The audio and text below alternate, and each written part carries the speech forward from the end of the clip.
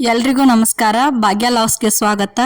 ಯಾರಿಗಾದ್ರೂ ಕೆಮ್ಮು ಒಣ ಕೆಮ್ಮು ಬಂದಿದ್ರೆ ಔಷಧಿ ಇಲ್ದೇನೆ ಮನೆಯಲ್ಲೇ ಇರೋ ಪದಾರ್ಥಗಳಿಂದ ಯಾವ ರೀತಿ ನಾವು ಕೆಮ್ಮನ್ನ ಕಡಿಮೆ ಮಾಡ್ಕೋಬೇಕಂತ ಇವತ್ತು ನಾವು ಹೇಳ್ತೀನಿ ನೋಡ್ರಿ. ಅದಕ್ಕೆ ಬೇಕಾಗಿರೋದು ಬರೀ 3 ಪದಾರ್ಥಗಳು: ಹಾಲು, ಬೆಲ್ಲ, ಚಿಟಿಕೆ ಅರಿಶಿನ. ಅದು ಯಾವ ರೀತಿ ತಯಾರಿಸ್ಬೇಕಂದ್ರ ಇಲ್ಲಿ ನೋಡ್ರಿ, ಗ್ಯಾಸ್ ಮೇಲೆ ಒಂದು ಪಾತ್ರೆ ಇಟ್ಟ ಅದ್ರೊಳಗೆ ಹಾಲು ಹಾಕಿದೀವ್ರಿ, ಅದಕ್ಕೆ ಚಿಟಿಕೆ ಅರಿಶಿನ ಹಾಕಿದೀವ್ರಿ, ಸ್ವಲ್ಪ ತಿರ್ವಾಡ್ಬೇಕ್ರಿ. ಇದನ್ನು ಮೇಲೆ ತಿರ್ವಾಡ್ಕೊತಾ ಇರ್ಬೇಕ್ರಿ, ಯಾಕಂದರೆ ಜಲ್ದಿನ ಉಗ್ತೈತ್ರಿ. ಅದು ಎಷ್ಟು ತಿರ್ವಾಡ್ತಿಲ್ಲ ಅಷ್ಟು ಚಲೋ ಬರ್ತೈತ್ರಿ.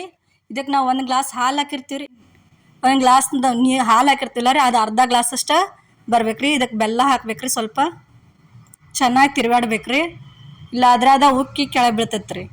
ಯಾವಾನತ್ತು ತಿರ್ಗಾಡ್ಕೊತ ಇರ್ಬೇಕ್ರಿ. ಆ ಥರದ ಇದರಿಂದ ಕೆಮ್ಮ ಬೇಗನೆ ಕಡಿಮೆ ಆಗ್ತೈತ್ರಿ.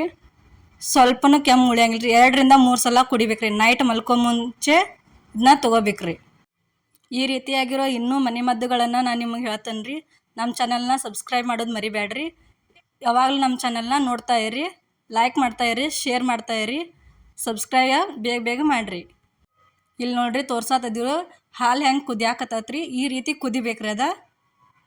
ಈಗ ನೋಡ್ರಿ, ಅದು ರೆಡಿ ಆಗೈತಿ. 10 ನಿಮಿಷ ಆರಾಕಾಗ್ಬಿಟ್ಟ ಇಲ್ಲಿ ನಾವು ಸೋಸ್ಕೊಳತ್ತಿದ್ದೀವಿ ನೋಡ್ರಿ. ಈ ರೀತಿ ರೀ, ಯಾವಾಗಲೂ ಸೋಸ್ಕೊತಾ ಇರ್ಬೇಕ್ರಿ. ಇದನ್ನ ಪೂರ್ತಿ ಇಲ್ಲಾದ್ರೆ ಕನಿ ಬರ್ತಾವ್ರಿ. ಹಾಲಿನ ಕೆನಿ ಇರ್ತೈತ್ರಲ್ಲ, ಅದ್ರ ಸಲುವಾಗಿ ಹಿಂಗೆ ಗಂಟು ಗತೆ ಬರ್ತೈತ್ರಿ. ಅದನ್ನು ನಿಧಾನವಾಗಿ ಸೋಸ್ಕೋಬೇಕ್ರಿ.